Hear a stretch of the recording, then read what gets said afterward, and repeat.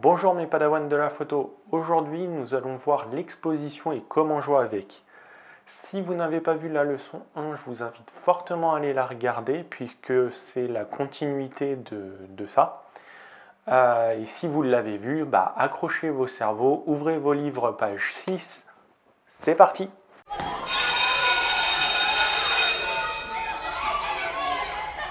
1. Qu'est-ce que l'exposition?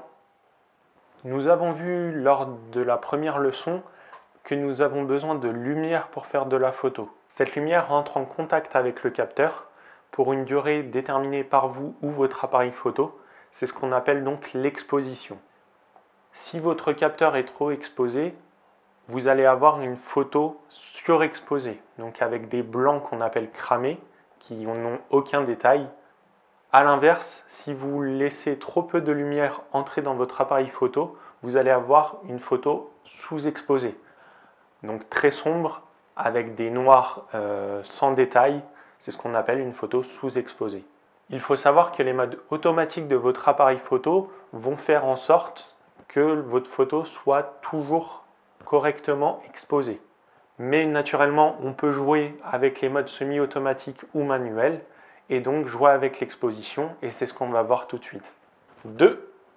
Jouer avec l'exposition. Donc cette leçon va être le préambule de plusieurs cours qui vont suivre. Ça ne va pas être un seul cours où je vais tout vous exposer directement. On va faire plusieurs leçons où je vous explique pas à pas et détail par détail comment jouer avec l'exposition. On l'a vu dans le cours précédent, on a 3 éléments qui rentrent en jeu dans l'exposition. Donc je vous les rappelle, on a le diaphragme, l'obturateur et le capteur. Donc on a vu aussi dans le cours précédent, je vous invite vraiment à aller le voir si vous ne l'avez pas fait, que chaque élément est un réglage.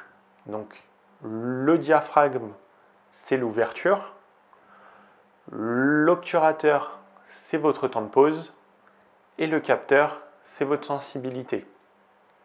Ces 3 réglages vont former ce qu'on appelle en photographie le triangle d'exposition.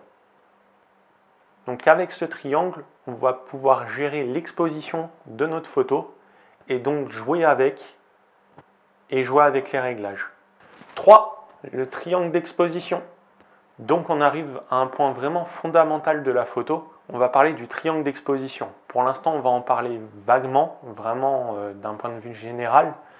Mais dans les prochaines leçons, on va vraiment rentrer dedans. Et c'est vraiment important de connaître le triangle d'exposition. Beaucoup de gens font une comparaison pour expliquer le triangle d'exposition avec un verre d'eau.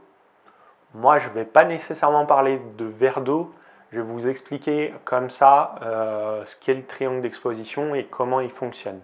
Donc voici notre triangle d'exposition avec nos 3 réglages. Ces réglages sont liés. Il faut savoir que si vous agissez sur un réglage, les 2 autres ou un seul vont changer. Si je ferme mon diaphragme, moins de lumière va rentrer dans mon appareil photo, ce qui est logique. Je vais donc devoir augmenter soit ma sensibilité, soit mon temps de pause.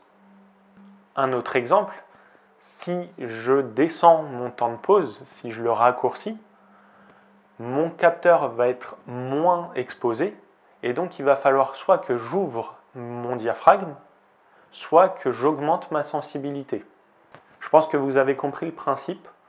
Ça reste un peu vague, mais on va, comme je vous disais, voir ça dans d'autres cours plus en détail. 4. Conclusion. Pour conclure ce cours, il faut juste retenir que vous pouvez modifier l'exposition de votre appareil photo en jouant avec le triangle d'exposition et les 3 réglages de ce dernier. Comme on l'a vu, chaque réglage est lié et donc pour avoir une photo bien exposée, il faut jouer avec ces 3 réglages. Dans les prochains cours qui vont suivre, nous verrons les 3 réglages en détail, chacun dans un cours bien spécifique, et nous verrons que chaque réglage n'influence pas que la lumière. Chacun a des avantages et des inconvénients, et c'est ce qu'on verra dans les prochains cours. D'ici là, que la force du photon soit avec vous. Si cette vidéo vous a plu, n'hésitez pas à vous abonner à la chaîne. Si vous voulez m'encourager, mettez un pouce bleu en dessous de la vidéo. Et si vous voulez voir mes photos et mon actu, n'hésitez pas à vous abonner à la page Facebook. Tchuss!